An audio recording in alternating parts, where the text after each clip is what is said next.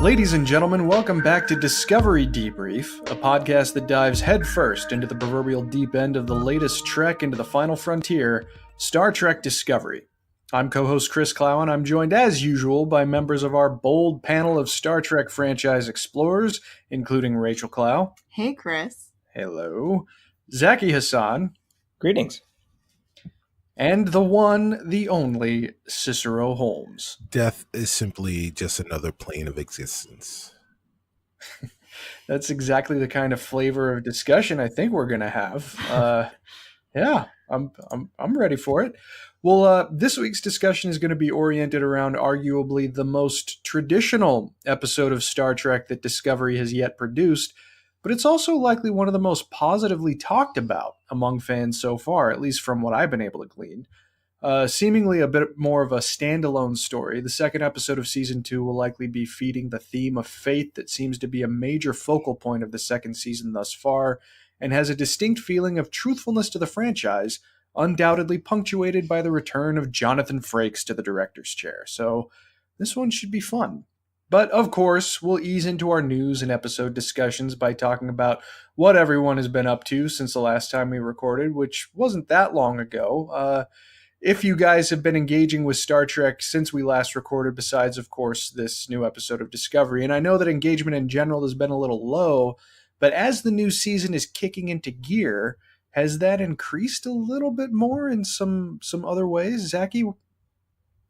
Well, it's like we talked about last time. I rewatched The Cage, so I'm in full Captain Pike immersion.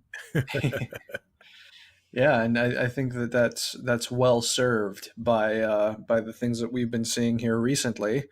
Rachael, what have you been up to? Well, I've been just mostly watching the stuff you've been putting on the TV. Which, yeah, we watched. So maybe we should answer together. Okay, all right. Well, we can do that.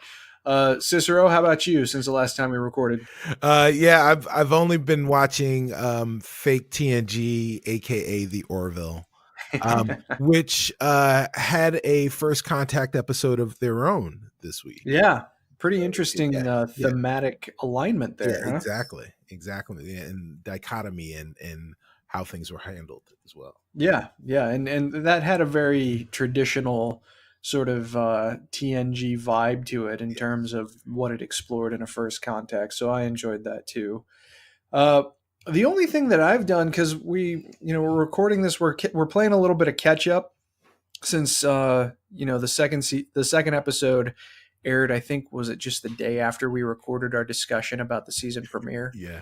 So this one is coming a little bit quicker. The only thing that I did really, I was curious watching The Cage again, particularly the remastered version, because the opening shot of The Cage after the credits roll is a pretty unique look at the original Enterprise before the camera sort of goes into the bridge dome and reveals the crew all sitting there. And I remembered when I took in TOS Remastered for the very first time, I thought that I had seen some kind of a featurette about how they constructed the remastered version of that shot, because it had quite a bit of difficulty. In the original version, when the camera goes into the bridge, it's kind of at an awkward angle, but the remastered version of The Cage decided to actually obey the laws of physical reality in the way that it showed that beginning shot. So it created like a CG reconstruction of that original bridge set with all of the people at their stations, and then just kind of lowered the camera into the bridge and preserved the very first shot that we saw of the bridge. But I threw on the featurette about just the creation of TOS Remastered, and they didn't mention that visual effects shot. So I'm not quite sure where I saw that or how I took that in. But Rachael, that was the first time that you had seen sort of how they put TOS back together in the HD remaster. What did you make of that?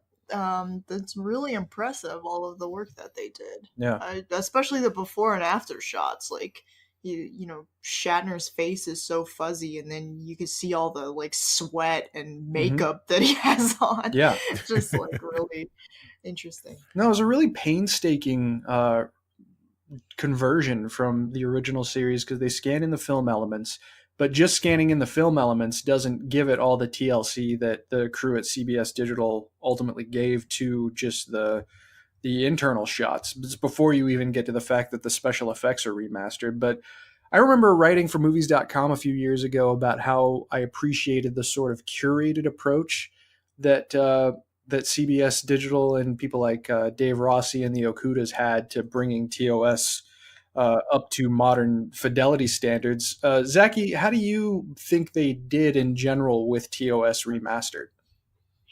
I think by the end of the project, it was fully living up to its potential. I remember watching some of the early ones, and it was dodgy in terms of how it looked. I mean, the goal initially was to make it not look digital. I mean, just make it a high def replacement for what we saw. And then as they went on and they got more confident what they were doing, you started to see them deviate more from what was originally there. And I think that benefited the show.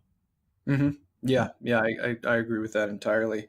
But also too, just the attention that was paid to stuff that, well, we want to do stuff that they necessarily could do in the 60s, but we also want to show the Enterprise functioning in ways that we know it functions. Like Right. The episode where they drop a bunch of sensors into planetary orbit. There was a circular decal on the bottom of the Enterprise model, and Michael Okuda said, "Well, what if those are bomb bay doors?"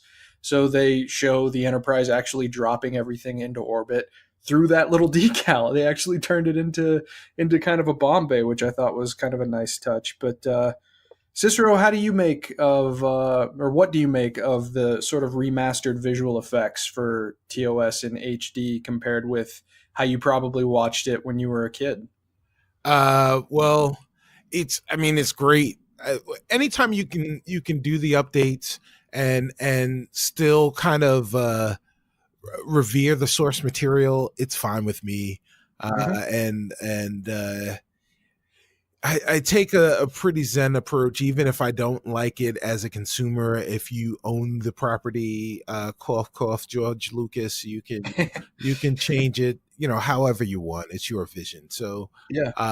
But the thing that, while you were talking about all that stuff, the thing that really kind of struck with me as an old man moment is it's stories like that will that I'm afraid will lose in the all digital future.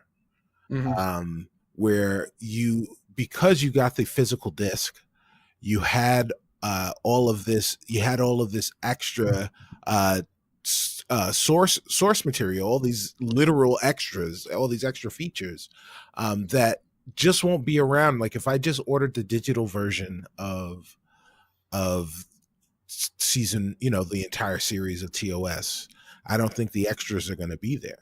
Yeah, that's a very viable concern, I think. That kind of sucks, but yeah, it seems like special features in general are going out, Yes. which sucks really bad, I think. But buy physical media. yeah.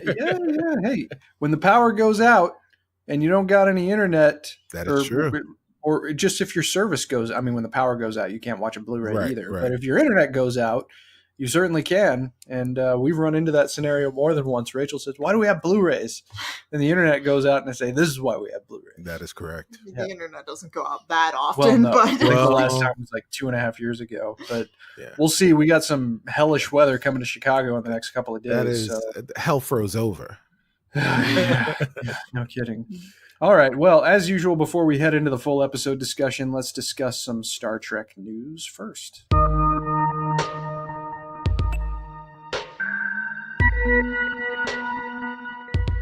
This isn't really a discussion point, but more episode titles for Discovery Season 2 have been revealed. Episodes 3 through 6 have had their titles released, and they are Point of Light, which is coming on January 31st. An O-Ball for Charon. I always screw that up, but it might be Charon. I can't remember exactly how they pronounce the name of the Terran flagship. But either way, that one's coming on February 7th. Saints of Imperfection is coming on Valentine's Day, February 14th.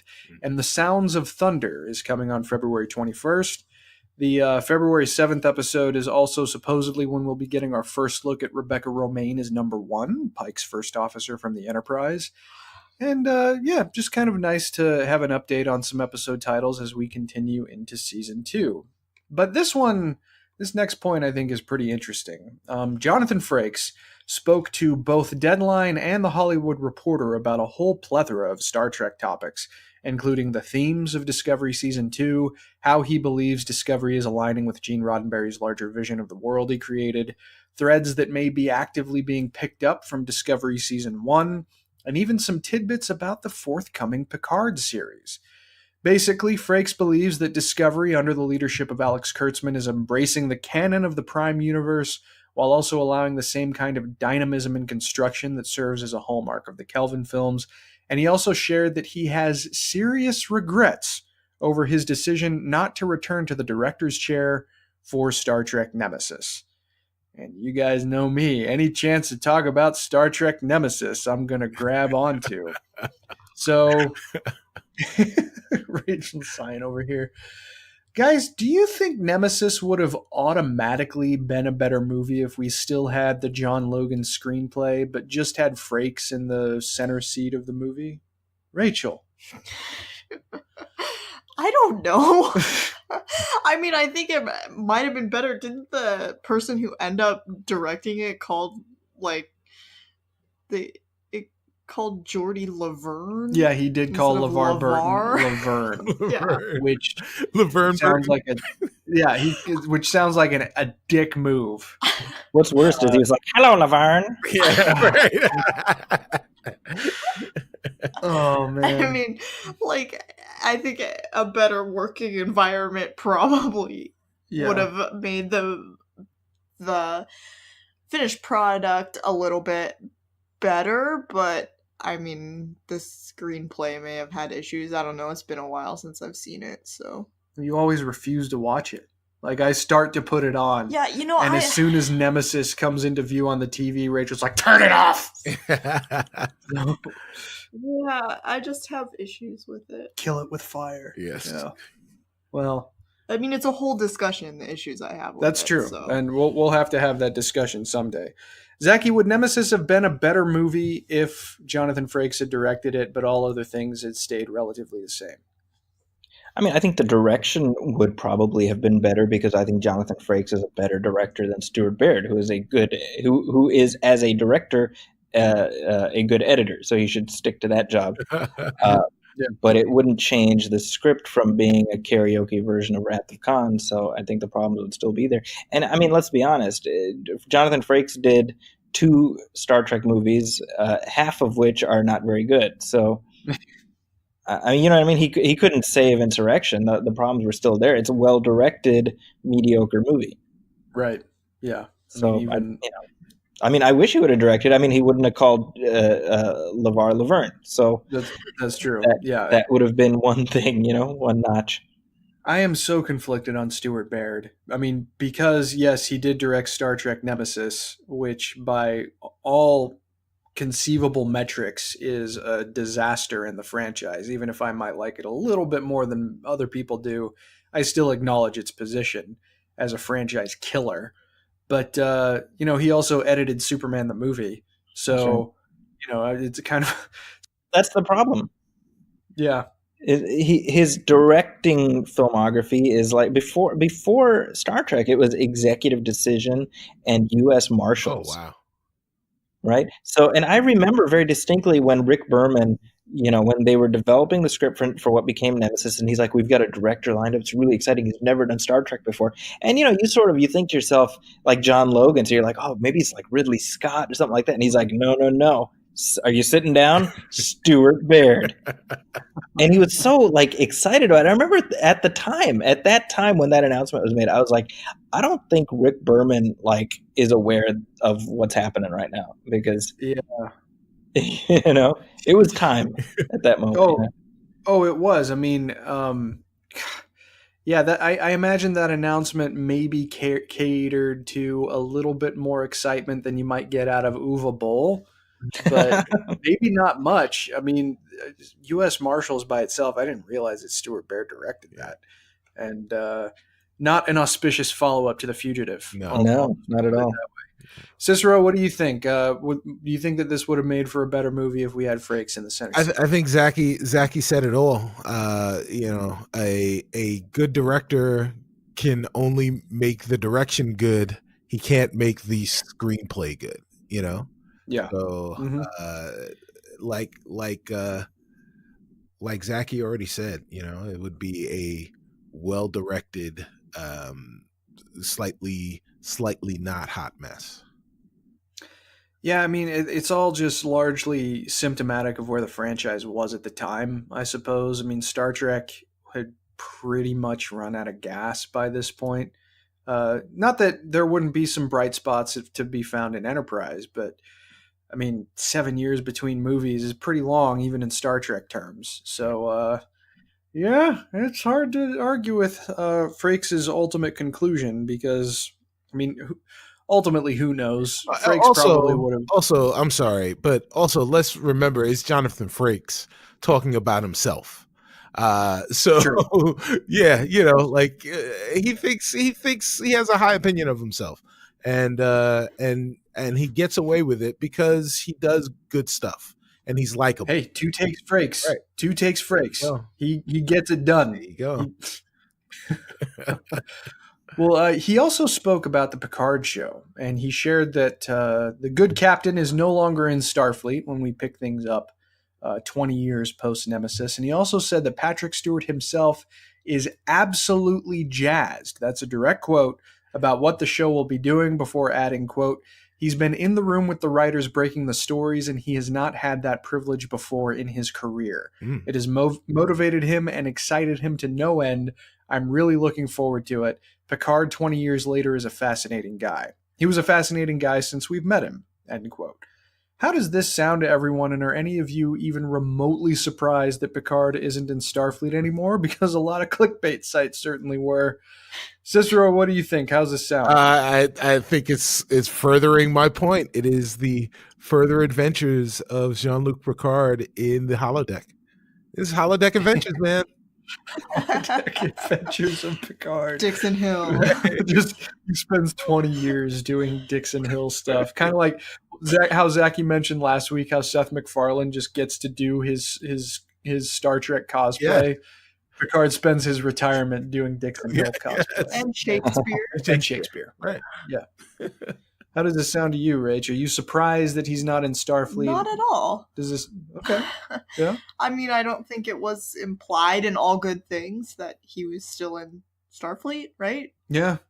And in various other literature, he is an ambassador, but not really in Starfleet. In several alternate futures, yeah, he becomes a member of the diplomatic corps. Yeah, so... Not surprising at all if you're familiar with the various iterations of future Picard. This seems right on track with those. Yeah, I agree. Zaki, what do you think this portends for those kinds of stories 20 years after the fact? I mean, I think it's interesting, the fact that, I mean, we said this before, right? Patrick Stewart was content to let Picard be in his rearview mirror, and they contrived something that got him jazzed. I think Kurtzman said they came up with like a 40-page document or something. Wow. And that was it. And obviously the fact that they've got him in the writer's room. I mean, I'd like to believe he's in the writer's room because he's interested. And then it's not like in extras, when he's talking to Ricky Gervais about his... I've seen it. Picard has powers and he makes women's clothes fall off. Too late.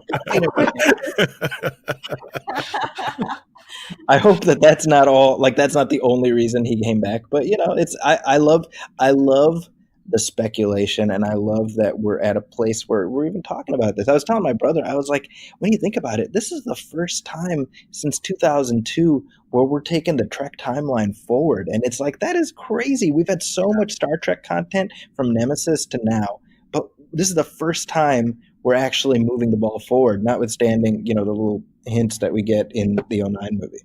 Mm-hmm. Yeah, no, I'm in total agreement there. I mean, Star Trek has always at least in my mind, been best when it is moving things forward.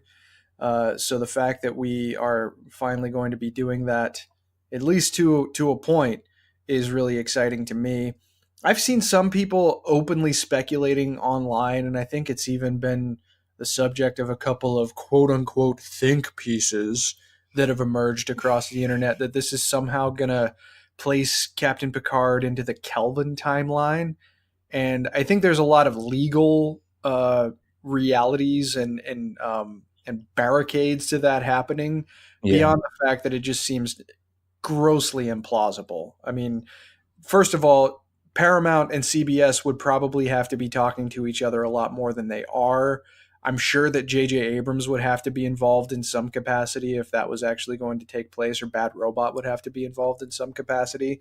Every single Kelvin timeline exploitation, including in other media, like in video games, has included Bad Robot's involvement in some form or fashion. So that's just totally not in the cards. I'd be very surprised. Not if that in was the cards. Ew.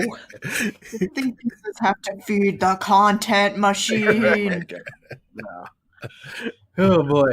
Well, anyway, I think we're all excited about that.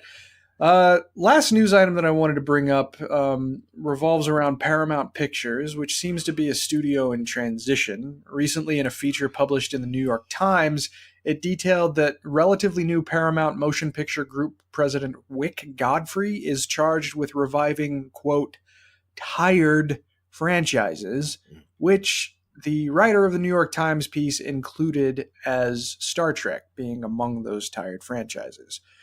Trek Movie added some speculation that it thinks that this means Paramount is willing to move forward with Star Trek on the big screen without Bad Robot. We kind of alluded to that about last time, about how the Kelvin timeline might just potentially be finished now. Guys, is the Star Trek film franchise tired, or is it more that Paramount is incompetent in terms of ways it leverages a franchise that should be a cornerstone of their library of IP, and they always drop the ball whenever it comes to properly leveraging it? Chris's agony booth.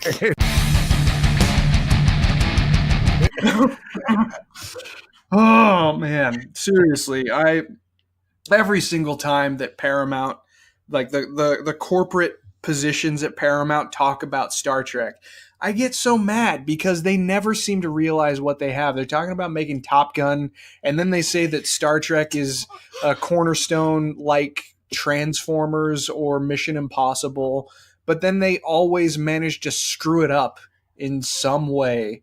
But I'll just go back to my original question. Cicero, is the Star Trek film franchise tired? It's tired if Paramount just puts it through the sequel machine. So it has the potential to be tired. I will say that. I would love to say no, it's not, and that we should get more movies, because we should get more films.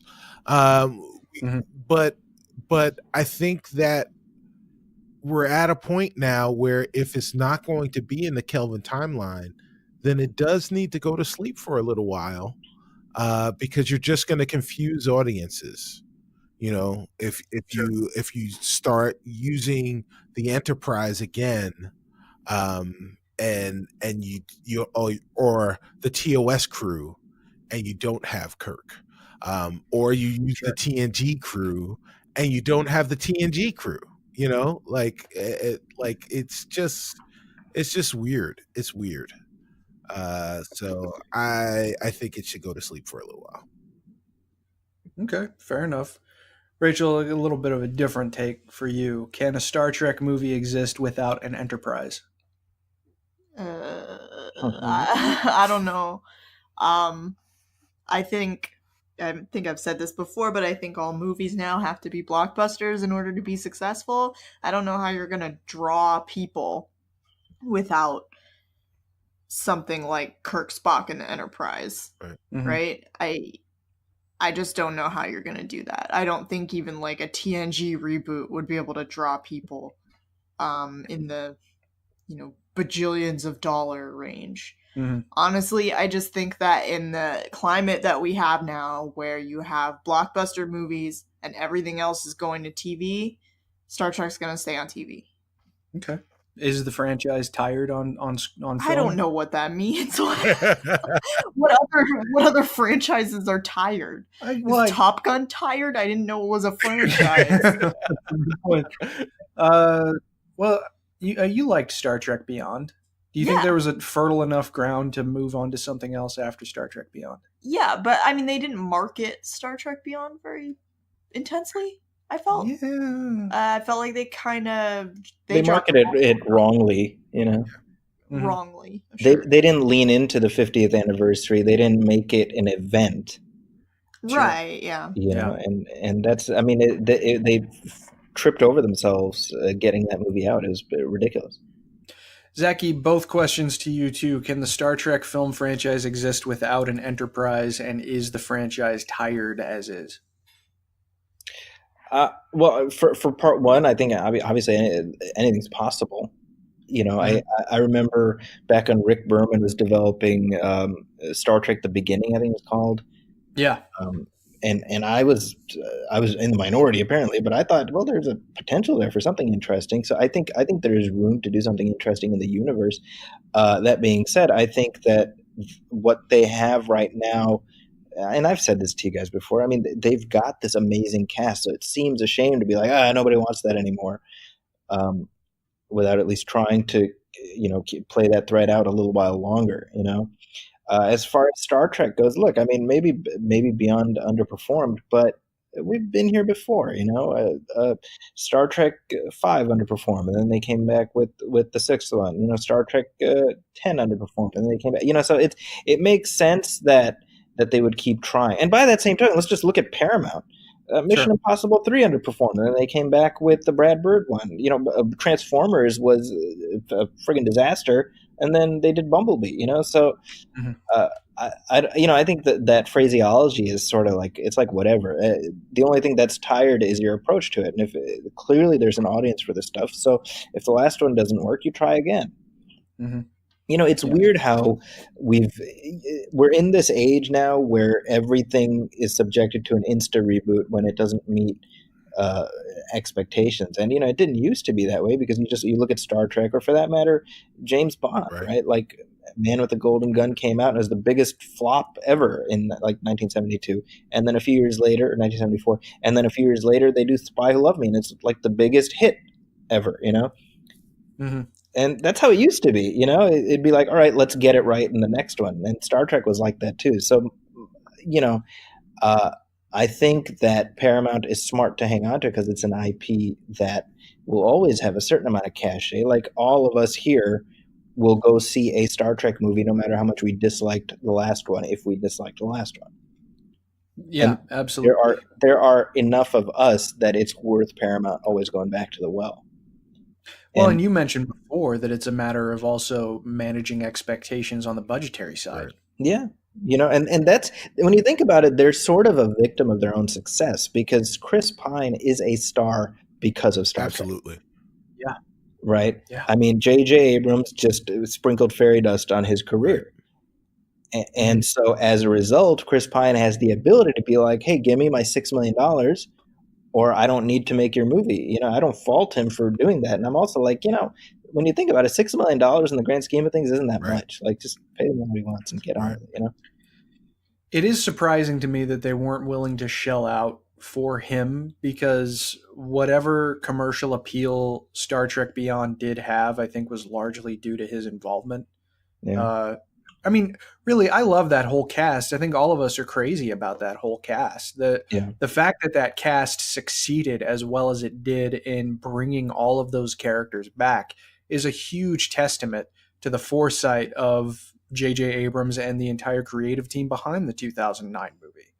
And when you think about it, they did such a good job of it that they popped the cork on the very notion of recasting those characters, because now we've got Ethan Peck as Spock, and nobody's like, no, we can't do it. It's like, we okay. were. We definitely were before they cast, before it was cast. Sure, okay. I mean, I'm guilty of that because I said I couldn't imagine anybody besides Quinto. Besides Quinto. Okay, fair enough. That's a good point. But no, the point is well taken though, because would the recasting of Spock, if the 2009 movie had never come along, been nearly as palatable among the? Oh no, never. Yeah. You know, I mean, he would have if there was only Leonard Nimoy, there's no way that Ethan Peck would be allowed to be Spock. Yeah, I think you're right. Quinto blazed the trail. Quinto made it a role as opposed to a person. And that was really the first time that had happened in the history of the franchise. Right. I mean, granted, that's a true statement now with the entirety of the TOS cast, but I mean, I still stand by that. I think the best cast character in the 2009 film was probably Carl Urban as Dr. McCoy. Yeah, he was great. I mean, he was a little buff. He was a little, well, I guess he was. McCoy, I was about to say. Yeah. Well, sure, yeah. No argument here, but I mean, I had no conception of anybody else playing that character. I could sort of see it, like as soon as I saw pictures of Chris Pine and Zachary Quinto, I could sort of see it, you know. But that was not true of Carl Urban until I went into the theater in May of 2009 to see him play the part. So, so yeah, I mean, and you know, a lot of this. I think a lot of my personal resentment, and then we'll move on to the episode discussion after this, but I think a lot of my personal resentment right now towards Paramount comes from exactly what you guys mentioned about their mishandling of Star Trek Beyond specifically. I am apparently, I know that all of us here generally liked it. Cicero, it took you a subsequent viewing to sort of like it. Oh yeah, no, I mean, I enjoyed it. I just didn't think it was great. Right, yeah. And I came out of it in my very first viewing, just very, very satisfied with it. And apparently I'm in the minority when it comes to that. I'm with you.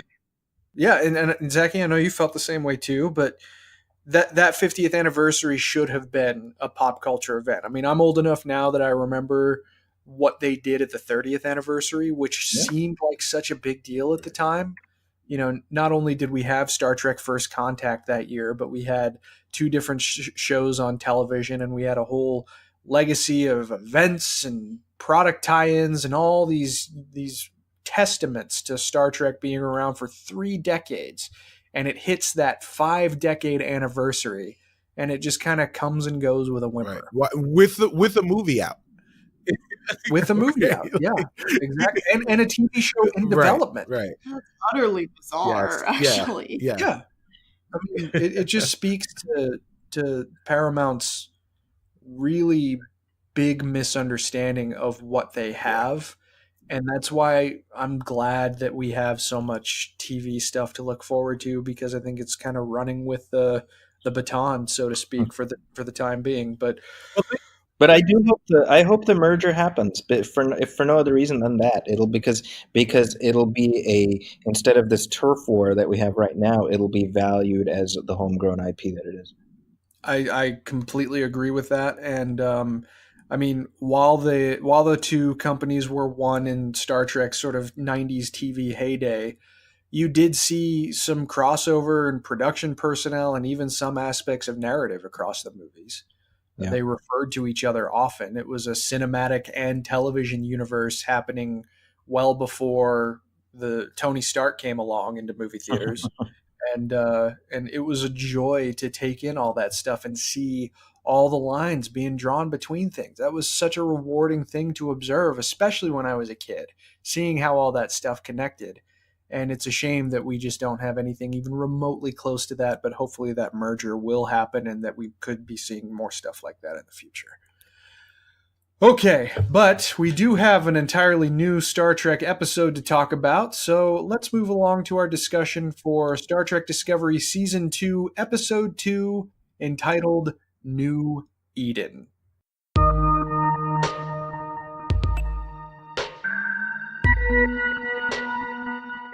Aboard Discovery, Burnham reveals that Spock's personal logs contain locations of the red bursts across the galaxy.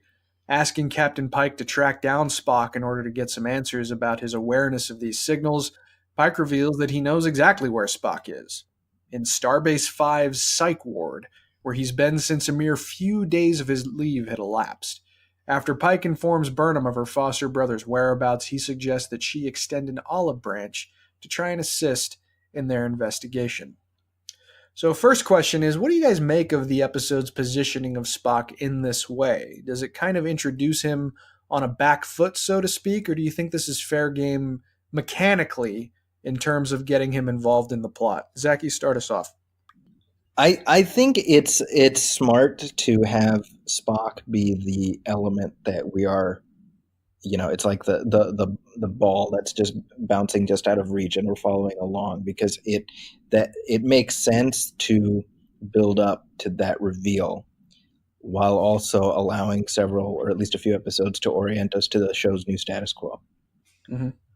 Because I'm guessing, separately from the narrative side, in a marketing sense, they're viewing season 2 as an opportunity to bring in a lot of fans who maybe either sampled the first season, didn't like it, or didn't watch it at all, right? So it's almost like a repilot. And so that's what we've seen with episodes 1 and 2. They're very sort of classic Trek-ish in terms of their construction. And I'm including TNG into that notion of classic Trek, and so we've already got Pike. Let's play the thread out a little bit before we see Spock. Makes sense to me. Okay, yeah, fair point. Cicero, what do you think? Yeah, I agree with Zaki completely. It's where we don't want to be overloaded with characters that we don't know, and that's kind of also the thing too. Like, it's Spock is amongst all of these characters, Spock is the character that we know the best. Right. In the entire, of everyone that we know exists right now within the world of Discovery, we know that character the best. So let's hold off on seeing that character, because we still need to get more information about all of these other characters that we've known from our past, like Pike and Number One, and the characters that we're getting to learn on Discovery, and let them form those relationships before we throw Spock in the mix. Very understandable. Rachel, were you surprised to see that Spock was in a psych ward, and how do you think that that positions him ahead of his first full appearance? Well, I wasn't surprised. I think that it's a nice little mystery that they're giving us to think, oh, where's Spock? What's he doing in the psych ward? Right. Just kind of a thing that makes it even more exciting to see him when we do see him, that he's going to give us some answers to some of these mysteries. So. And he's potentially harboring these to the degradation of his own mind. It is interesting. I guess the thing that kind of that kind of gets to me about this, and I know that, see, with Star Trek, I'm particularly sensitive, I guess, to having a sort of typical fanboy attitude, if you want to say it this way, because immediately what I thought of when Pike detailed that Spock was in a psych ward, I remember an interview with Bruce Timm where he was DC Comics animation legend Bruce Timm, where he was talking about the early days of the Justice League animated show from 2001. And he mentioned that, well, Superman is there. We're always going to have Superman as a member of the Justice League, but how do we show our weakly enemy's strength? Well, what if they beat up Superman? And there's a surprising preponderance of early Justice League episodes where Superman kind of gets his ass handed to him by these low-rent nobody villains, usually with like electricity or something. It was all like Superman was so prone to electricity in those early Justice League episodes. And putting Spock in a psych ward kind of struck me as a way for Discovery to make their plot very important by electrifying Superman, in this case Spock.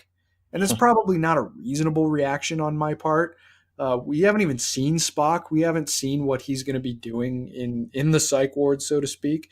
But I don't know. My first impression was probably a little more emotional than it should be, because I want to see Spock, but I want to see Spock, and I understand that the show is probably going to go with Spock in a direction that will ultimately get us to seeing him as he's supposed to be at the beginning of TOS. But I wasn't crazy about it at first. I'm trying to keep an open mind, particularly before we've even seen the character show up. But first impression was just a little wonky. Chris, if I can just add a thought, I think when you look at the construction, I mean, this is an arc of however many episodes, and I'm sure they're looking at it the same way. For example, JJ looked at Luke in The Force Awakens, right? Mm-hmm. Right. Where as soon as Luke showed up, if he was like in the middle of the movie, suddenly he becomes the center of gravity. Right. And Spock, like if Spock and Pike show up, then it would become the Spock and Pike show. Right. Yeah. That's true. Right. So I'm sure that's the calculation. I mean, that's going to be a trick because I mean, we're going to see him presumably in the next couple episodes. And like, how does the dynamic shift? Because we haven't even seen Ethan Peck, but he is Spock. It doesn't matter. Right. Yeah. Very true. Yeah. No, and that's an excellent point. That's something that I hadn't really considered in this equation, but I can't disagree with what you say. So. I'll definitely be interested to see it, to see how things play out in the subsequent episodes. What I will say to kind of ease your anxiety, Chris, is that when I heard that they put Spock in the psych ward, I didn't think that he was standing in front of a mirror with like lipstick scrubbing, talking about how he's pretty. So like I figured, I think all of us kind of determined that, all right, well, he chose to go in there. There's some things that are happening. He's having nightmares. He can't explain why. That's weird. And we'll find out what that's really doing to him later. Oh, sure. Yeah. And, I guess part of my reaction is just that automatically, just that single line about where he's at, it's surprising how much power that line has, because it is a complete subversion of a 5-decade norm for the entire franchise. And maybe I'm overreacting, but you could always count on Spock's sanity in every situation, in every story in which he appears. Chris, it reminds me what you're saying of when they were trying to get Leonard Nimoy to come back for the motion picture. And they pitched him with Spock has had a mental breakdown and he's in a sanatorium. And Nimoy was like, well, why would I want to play that? Yeah. They had to wait Nimoy out, basically, to do that. Yeah. And ultimately the motion picture, it just took it in a different direction, but still kind of had that flavor to it. Yeah.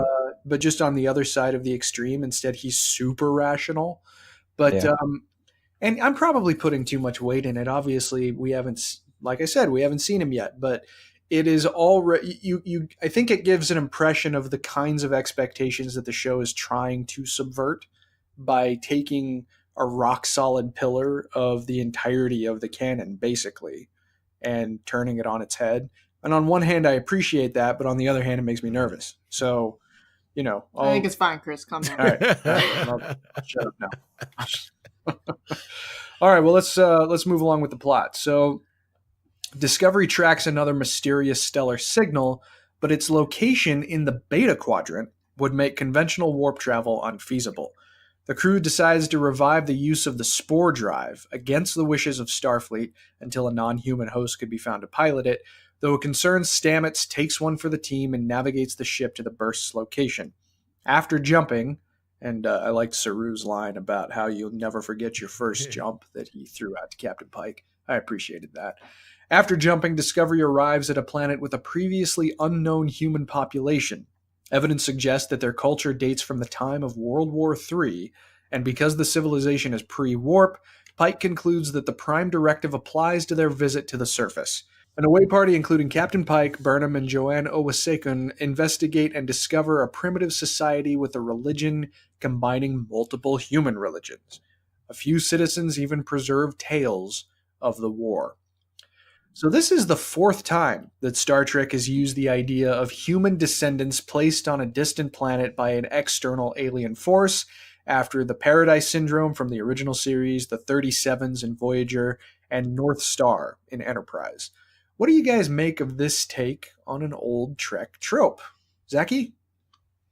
I think they were very deliberately doing this kind of a story just to show that Discovery can do this kind of Star Trek. Sure.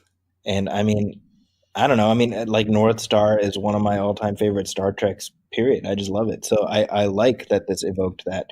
I thought this was better than the the Landru episode. That's like one of my weakest ones. But Sure. This idea of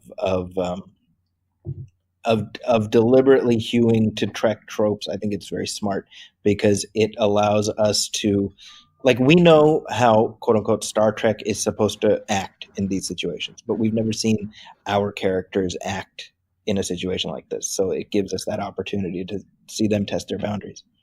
Yeah, very well said. Cicero, what do you make of this, the reappearance of this trope, just in the franchise in the modern day? Well, yeah, I think Zaki nailed it right. When he said that this is a deliberate step on their part.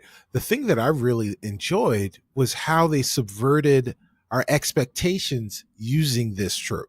Hmm. At every point when you thought you knew what was going to happen, they didn't do it. And usually what happens, and again, we talk about, I talked about the Orville and how the Orville had their first contact, and that was by the numbers. You go to the place, you have the first contact, everything seems like it's going to be okay. Someone says something innocuous, and then everything goes to shit. Right. And here you have the first contact. It looks like the music is starting to swell, where you think there's going to be some aggression. Turns out that they're not aggressive. And the one act of aggression was the stun grenade.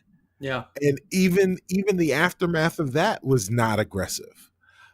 So like at every moment you thought, especially with when you're mixing in religious zealotry, Mm-hmm. you always think that all of that stuff goes hand in hand. It's these weird ideologies and aggression, and they didn't do any of that. That's very true, and that's a really good point. It certainly kind of zigged when I thought it was going to zag. That's for sure. Rachel, what do you think of the reemergence of this trope? Yeah, I think it was cool. It was very recognizable. I think most of the plot turns were, not entirely surprising. Mm-hmm. I think the people's response to being rescued or whatever, to combine all of Earth's religions is a very Star Trek thing, Yeah. right? Like that would never, that would never happen. But it just felt so Star Trek for them to do that.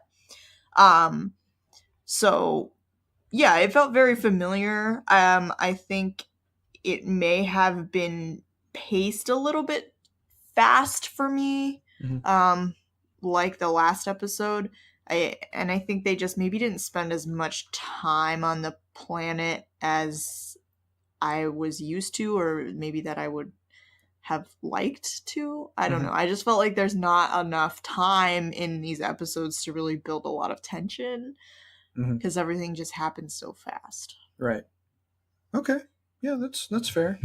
I appreciated the hell out of this, to be totally honest with you. I mean, I'm not a big fan of the Paradise Syndrome either. The 37s is okay, but I'm also I enjoy North Star quite a bit. We actually just watched it recently because after playing Red Dead Redemption, for some reason I got on a kick of watching Western Star Trek crossovers.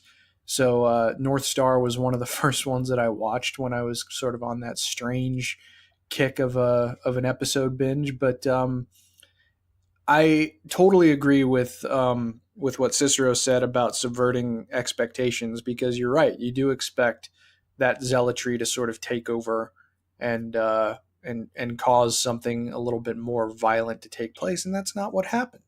And I appreciated that, because it helps to show that Star Trek's vision for humanity could take place, at least in terms of its approach to violence, even in the absence of regular societal progress and technological progress. And I thought that was kind of cool. Clark's third law, that any advanced extraterrestrial intelligence is indistinguishable from God, is an old idea explored by the franchise, but seems to take more of a larger meaning in this episode specifically.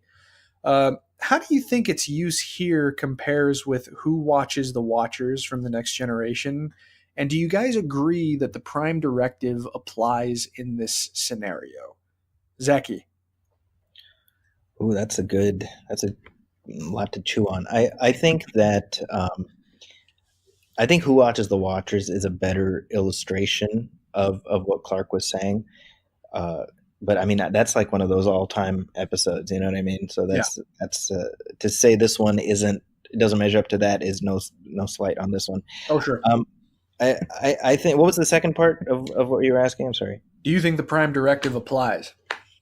Yeah, that's a good one. I mean, I think that, like, what Pike's rationale made sense to me, right? Because the way he's looking at it is that these people were abducted before we had warp, and they've just evolved in their own, like, they're not beholden to any concept of Earth anymore, except as the part of the distant past that, they don't think it even exists anymore. So I think his rationale works. But what's funny is this is the thing with the Prime Directive, is that you can easily see Kirk being the guy who's like, oh, these people, and they have had their destiny taken away from them. It's our job to restore it. And you'd be like, yeah, Kirk. So it just depends on who the captain is.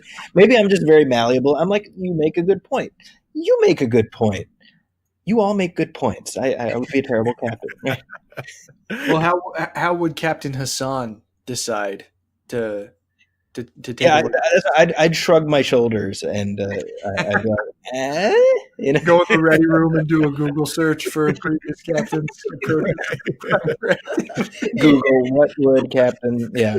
Is this Prime Directive apply? On Yahoo Answers. Hey Siri, what is it? Yeah. I think that Captain Pike's approach is very Picard-esque. Mm-hmm. And in that sense, I think it's truer to where the franchise had grown into by the time we got to the Next Generation era. Sure. Yeah, I can see that. Cicero, what do you think? How does this idea of advanced technology being indistinguishable from magic strike you in its use in this instance? And would you apply the Prime Directive in this scenario, Captain Holmes? Well, for the first part, I mean, I liked what they did. I thought that since they believe it was godlike, it was otherworldly, whether that be and to that point, whether that be extraterrestrial or a deity is immaterial. It's something I can't explain, and therefore it's beyond me.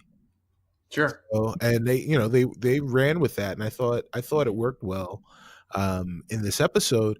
I also, I don't know. So at first I agreed with Captain Pike that since they were taken prior to warp discovery on Earth, that we should exercise caution, blah blah blah blah. But as soon as Jacob discovered that he was right all along, then and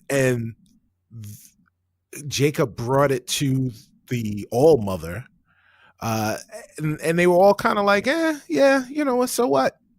So at that point, then you can say, all right, fine, yes, we are. because it's not first contact. You can't have first contact with your own species if they're aware that they are.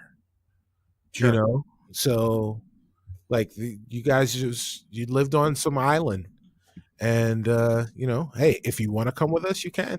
If not, you can stay here and hang out. Yeah, well said. Rachel, do you like the use of Clark's third law in this episode, and how would Captain Baker decide to apply the Prime Directive?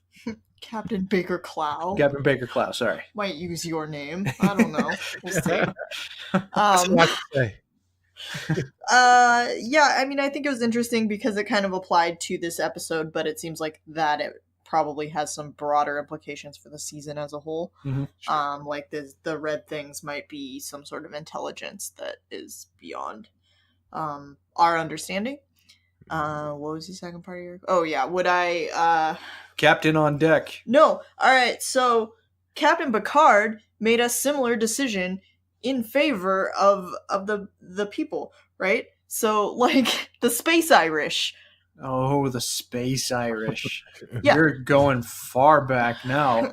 So there was, like, the Mariposa, right? Yeah. And there were the people, and they were, like, agrarian, and they just beamed them onto the Enterprise with all their animals and stuff, and we're like, now you live here.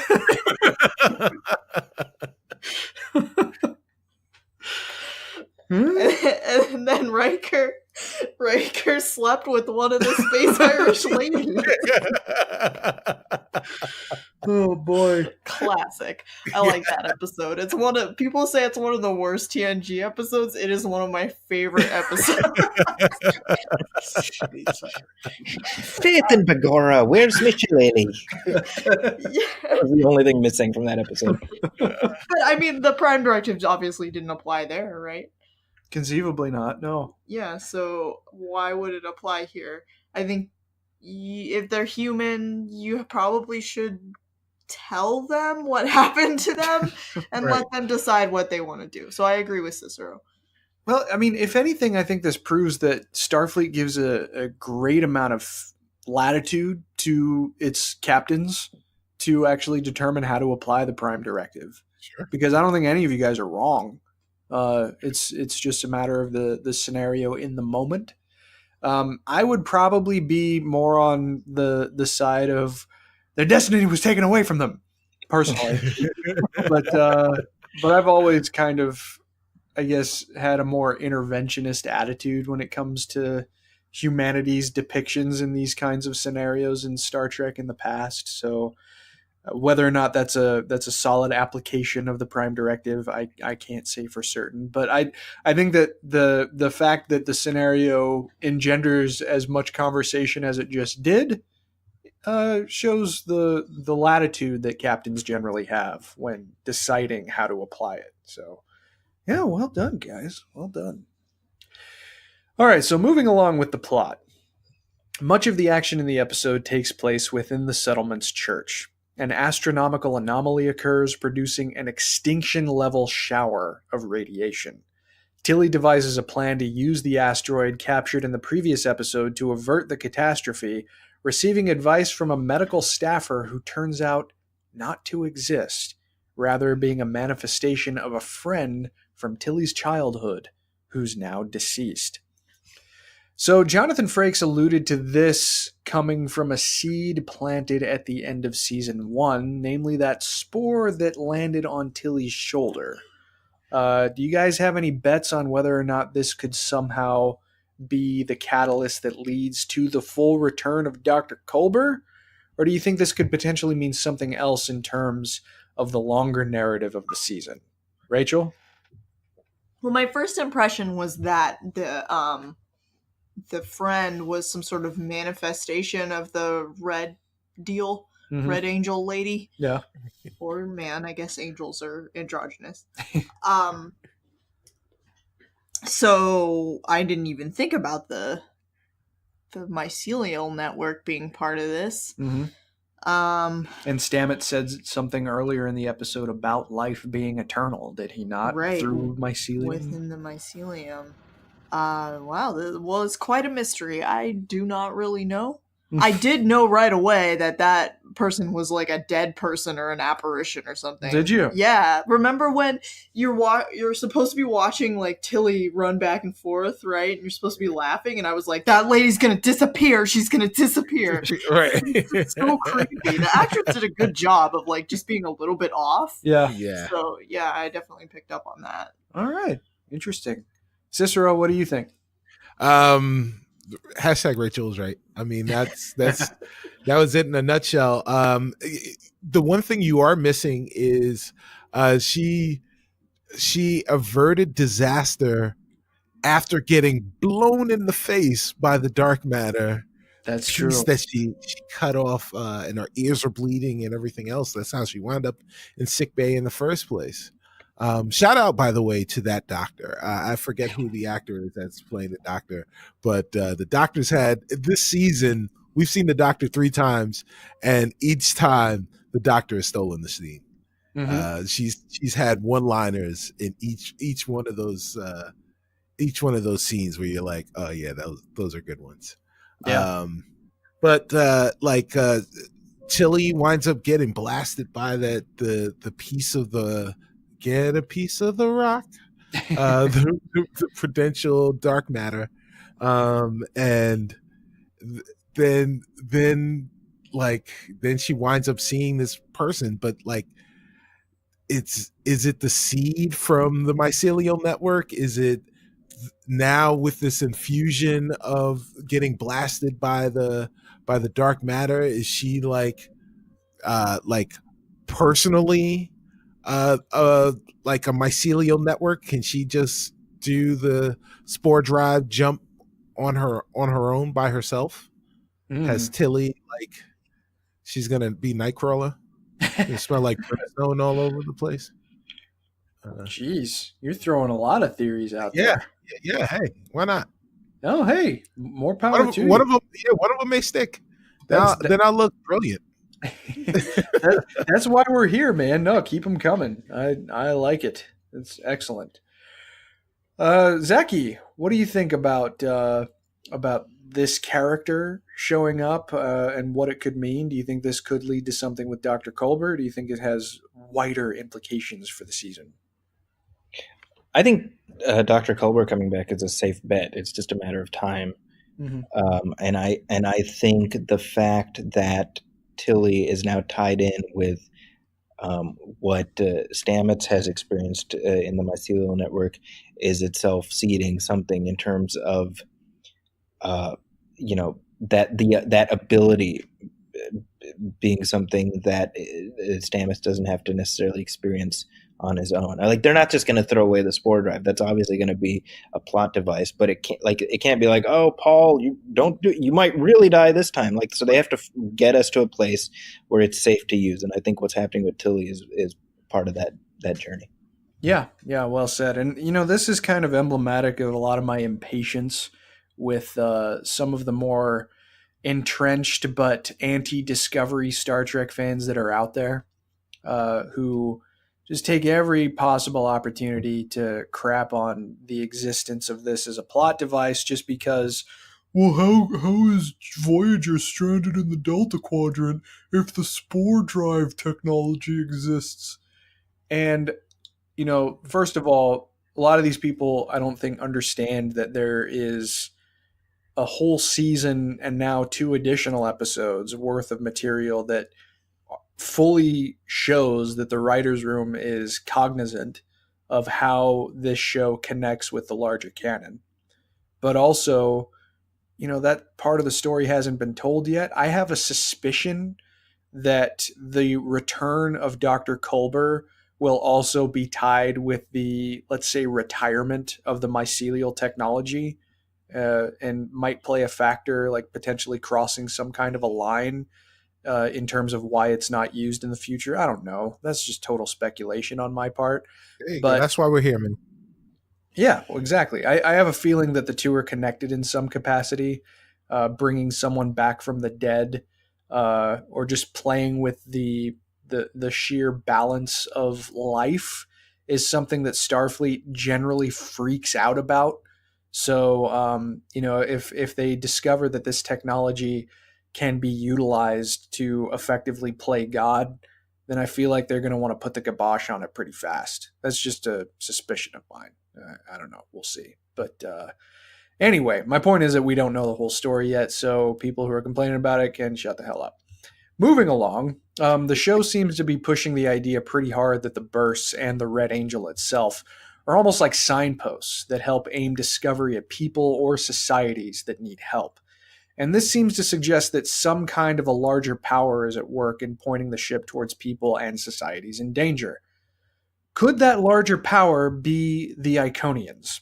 Because there are a lot of fans that seem to be attaching to them as the possible sources of these signals, and it would certainly be relatively untapped potential to explore with the Iconians that we haven't seen since the days of the Next Generation, at least. Zaki, what do you think? Have the Iconians entered the equation in your mind at all when it comes to seeing these bursts and the Red Angel and all that, all the service being played to both of those aspects of the larger story? They didn't, because that feels like a very inside baseball kind of reference, and not to say that it wouldn't happen, and I wouldn't be against it if it did, but it I don't know, it feels too inside to be meaningful. You know what I mean? Mm-hmm. Yeah. Like even hardcore fans will be like, oh, okay. Like you wouldn't have the right reaction. Like last season, the mirror thing, like Mirror Lorca, that was like a big deal. Now, obviously, I had some thoughts on that, but but the mirror universe as a concept is well known enough in Trek fandom that it had it gave the kick that you wanted, right? Mm-hmm. Sure. But I just can't imagine, like, oh, it's the Iconians. People are like, all right, cool, I guess. I don't know what that is, right? You know? Yeah, I can certainly see that. Rachel, have the Iconians entered into your equation at all for this? Not at all. I had to read up on what they were, like the window guys. So yeah, I agree with Zaki. It's not going to have the name brand recognition of the mirror universe or anything like that. Mm-hmm. That being said, I think it would be kind of cool if they tied it in with that episode of TNG in some way. I wouldn't be opposed to that. I think it would be really neat if they could kind of thread it together with other Trek outings. Sure. You know, it's cool. But we'll just have to wait and see. I don't have a lot of speculation. I think there's a lot of things that could be within what we already have in Trek, and then of course they can make up whatever they want. So yeah, right. Okay, yeah, fair enough. Cicero, what do you think? Are these the Iconians, or do you think do you agree with Zaki and Rachel that might not have the punch that they might desire?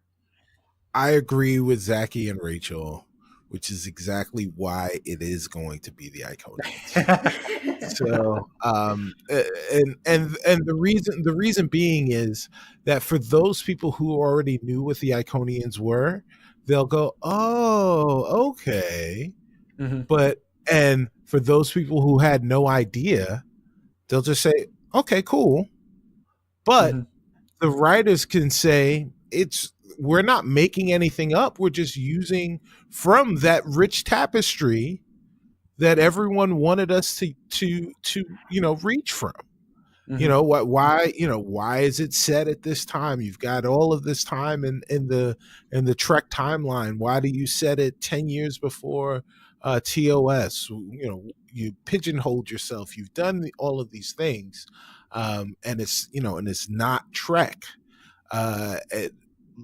When I grab more stuff from canon and use that canon to show, not only can I make my show work, but also I prove to you that I know the stuff that you really love. I know the source material. Mm-hmm. I know this franchise, and I respect it and I love it as much as you do. And I'm going to tell my stories in that world. So watch them. Yeah, and I think I kind of agree with you. I mean, I don't know for sure, obviously, if this is going to end up being the Iconians, but it would certainly shut up people who don't think Discovery's observing the canon. Not that I think that is at all a concern necessarily of the people in the writer's room and the producers of the show. Nothing will shut those people up. Oh, fair. Okay. Fair. That is probably the truth. But I just there are few powers that exist in the Star Trek universe that could do something like this that we've seen either in the past or the future from this point in the timeline. And the Iconians are certainly, they would certainly qualify. But just because they fit into the loose mold that's been established thus far, that certainly doesn't mean that they're going to go in that direction. But I would be pretty interested to see if they decided to build upon the generally loose foundation of the Iconians that was established in The Next Generation, because a lot of other Star Trek media outside of the television series and the movies have used the Iconians to pretty solid effect. They were a pretty major enemy in a portion of the Star Trek Online game, and they've appeared in a multitude of books over the years because there is potential there that the people who have been charged with writing those expanded universe stories, there's potential that they have seen and decided to run with. That doesn't necessarily mean anything, but the possibility's there. So keep the door cracked, and who knows how things are going to pay out in the future. But it's an interesting idea. I just don't think we have enough information yet to make a determination, and of course that's by design. It's actually it's not the Iconians, it's Javid Iqbal. He's back. He's back. He's back. Real actor Javid Iqbal is back. Excellent. I've been waiting for you. He's playing the Red Angels. Brilliant. Well, guys, Pike is throwing himself into danger again when he threw himself on that stun grenade, as Cicero alluded to. Is anyone else as hurt by his pain as I am? Because seeing him throw himself literally into danger and into harm's way is starting to make me really dread his fate. Zaki, when you saw him do that, especially considering the tenor of our conversation last time about this was a trait that you pointed out to the rest of us in the conversation. He's throwing himself literally at danger. What did you think about that? I mean, it's what we expect a hero to do. So I appreciate that they've kept that thread going. I mean, I think in a broader sense, I think it's very interesting the role that Pike plays in a show that's designed to not have the captain be the main character. And I think to some extent we're seeing the limits of that a little bit. Right, because on a show like this, the engine of the action still has to be the captain. Mm-hmm. You know, and so the fact that you have those moments where Pike is doing something like that—that's what you expect because he's a heroic figure. But it does make me, it makes me not envious of whoever is gonna captain the Discovery after Anson Mount's tour is done. You know what I mean? Sure. Yeah. Poor bastard. I mean, it's hard because, and I mean that's kind of like when you think about it, the first season was built around the mystery of who is Gabriel Lorca. So in that sense, it made sense for Michael Burnham to be our surrogate on the show. And now that mystery is resolved and we're in a sort of a more quote unquote standard Star Trek show, you realize like there's this pull that the captain of the ship of necessity has, because even the end of the show, it's like Michael's like, well, I think you should make a decision, like that's and the main dramatic weight of the episode is left on Captain Pike. And I just, in narrative terms, I find that really interesting because I think this is something that they are going to struggle with, and that's what's reflective of Captain Pike being the guy who jumps on top of the thing. Like that's what the captain does. Mm-hmm. Yeah. Yeah. That's why he got the gig, Absolutely. And it's why he's going to go back to Talos 4. Poor bastard. Poor bastard. Rachel, what do you think about that? Just that dynamic that Zaki details about how Captain Pike is the driver of a lot of the energy of the show, but he is still not specifically the main character. Is that disruptive at all to the way that you take the episode in, or is it something that you like? I don't think it's disruptive. I think it's an astute observation for sure, that the main reason that this season has a different tone from last season is that there's a different captain, or at least the driver of that different tone is the different captain. And yeah, it really does highlight that captain kind of sets the mood for the rest of the ship in some way. It overall, Pike's dangerous desires make me nervous. Like, it makes me feel like he's gonna get like really hurt in the show, and I don't want him to because I like him. Like before his big thing in like 10 years or whatever, that makes him, I don't know, just when he did that I was like, you can't be doing this all the time, man. Do you want to be in a beep beep machine? Because that's how you get in a beep beep machine. Stop trying to help people. Yeah, I can see that. Cicero, what do you think about the way that the captain sets the tone, but is also not the main character here? Yeah, it is like Rachel said, a very astute observation. It is it is like the professor of the dark arts in Harry Potter, and every year, or the new mom on Fresh Prince of Bel-Air. So every season we're going to get a new captain, but really the captain that everybody looks to for leadership and counsel is Saru. So I think eventually we're going to wind up with Saru as the actual de facto captain, and even then he still won't be.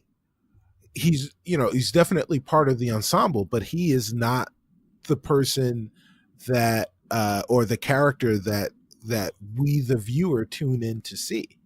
Number one on the call sheet is still Michael Burnham. I think it's going to be a really interesting dynamic over the course of the series to see how that works, where the number one person isn't actually the leader of the group. And the thing is, she's still a senior officer, right? So it's all of the big decisions still involved. So this isn't like a lower decks type thing, right? Where you could have a main character who isn't part of the senior staff. But and I'm not saying it's a bad dynamic, just to be clear, but I think the creatives are going to start bumping up against the limits of the way the show is structured, and how they can still keep it as Burnham being sort of the first among equals, even though she's not in fact the highest ranked officer. Right. Yeah. Very, very true, guys. I'm in total agreement. In fact, I have nothing to add.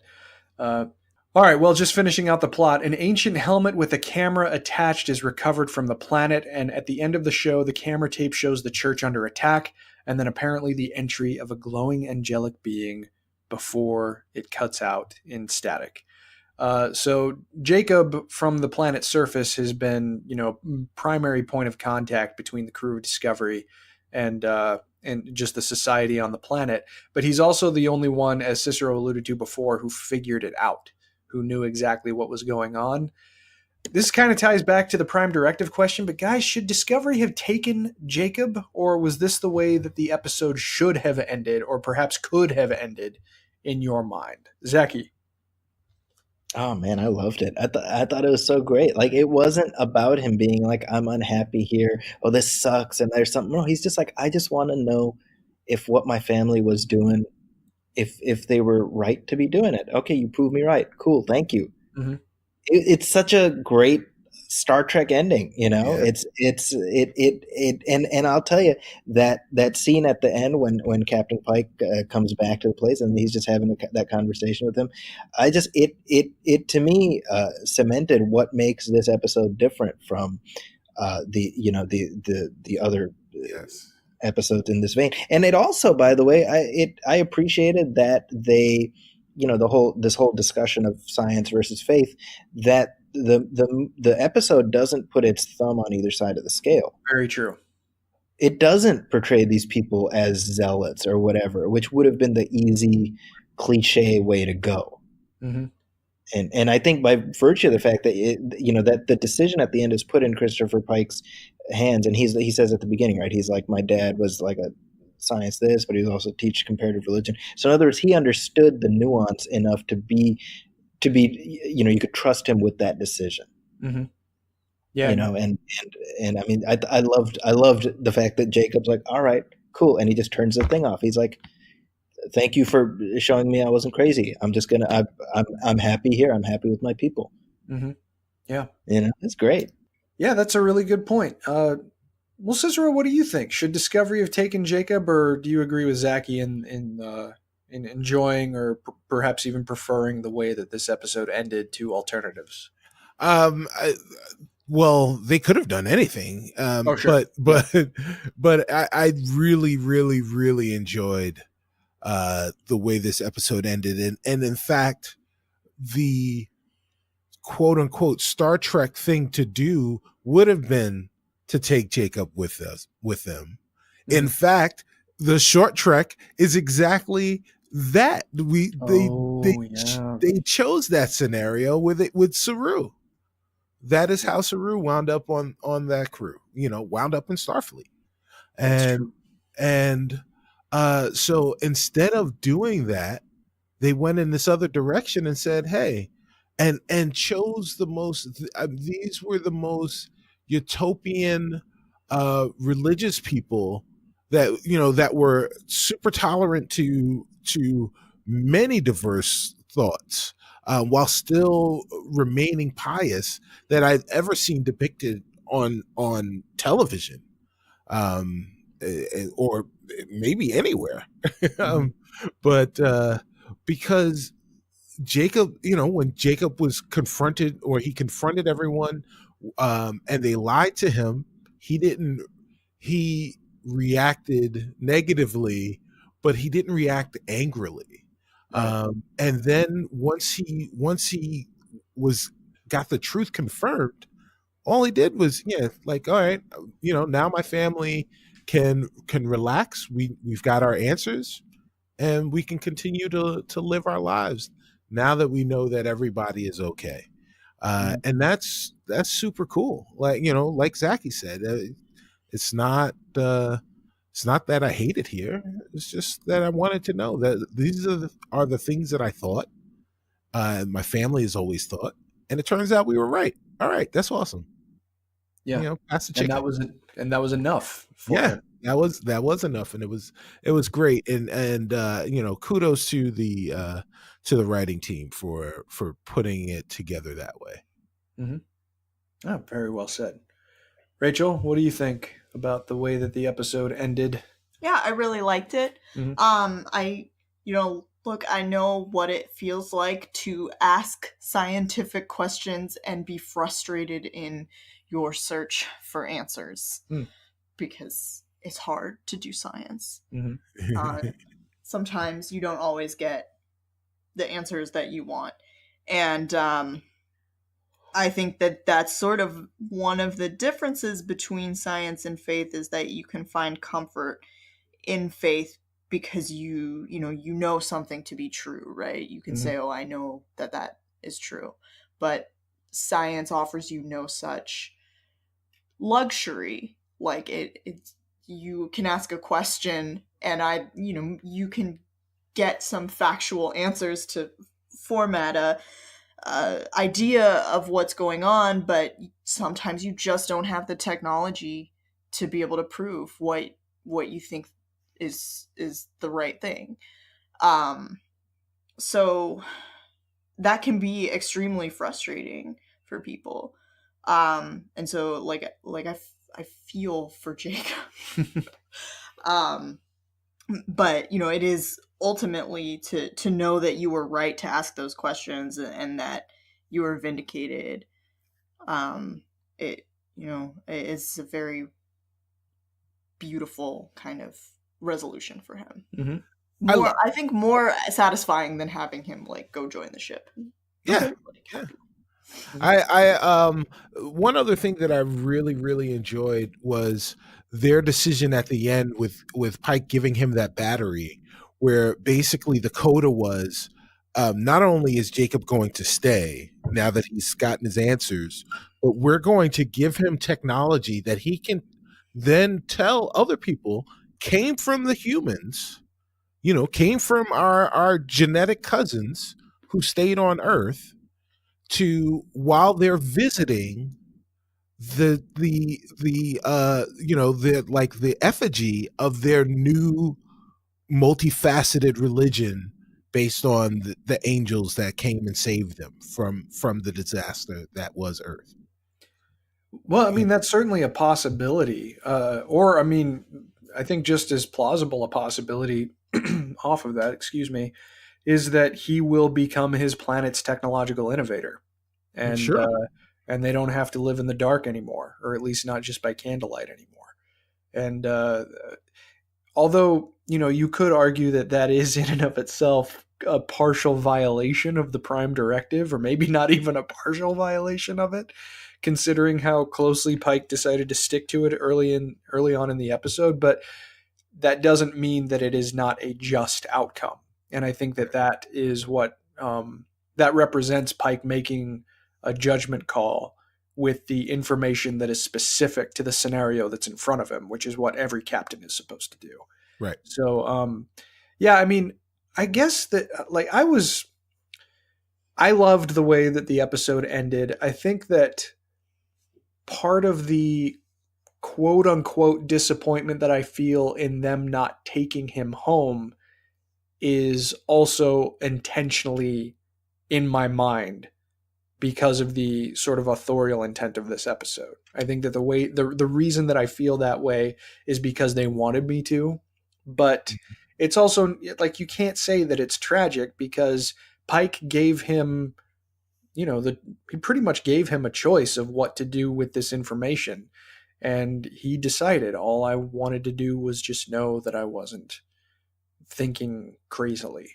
Right. And there is a segment of beauty in that, because it empowers or gives service to the empowerment granted by agency that is granted by good information.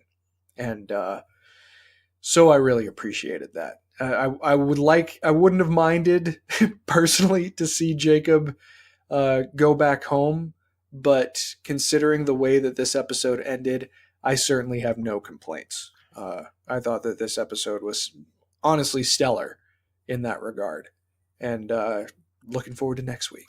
I think it's going to be a long time, Chris, before the Discovery crew sees Earth.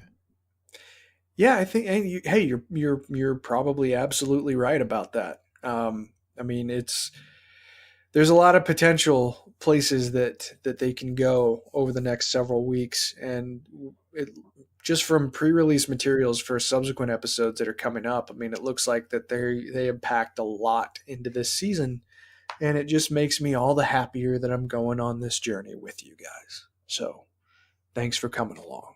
I appreciate it. All right. Well, any final thoughts on New Eden before we dismiss for next week? Cicero, final thoughts on this episode before we take off. Great points by Zaki and Rachel. I would say that I'm really, really enjoying this new version of Star Trek Discovery, and I can't wait for next week. Excellent. Rachel, final thoughts on New Eden. It was pretty good. Yeah. Mm-hmm. I would like to see more episodes like this. Mm-hmm. More episodes that are kind of a bottle episode, but also connect into a larger narrative. Mm-hmm. Very entertaining. Yeah, it's sort of melding past formats that are being actively explored by the Orville and formats that we saw Discovery Season 1 go into. Yeah. Yeah. And that's great. That's the way to do it, I think. Yeah. Just slow it down. My God. They need to get a full season. That's the problem, is that none of this, what is it, like 16, 17 episodes, maybe a little bit less than that. Just give us a full 26. Come on. Oh man, how expensive would that be? Oh no, this show would never. No. I'm good. Every planet is the same set. Right, exactly. If you can give me movie quality, you can give me 14 or 13 hours of movie quality episodes. Give me that over 26 hours of old school TV stuff now. All right. Might be the seed of a future discussion that we all have at some point, but maybe after this season's over, but that's not going to be for a while. All right, well, that's going to do it for episode 34 of Discovery Debrief. We hope you enjoyed the show, and if you did, please like and follow us on our social media channels.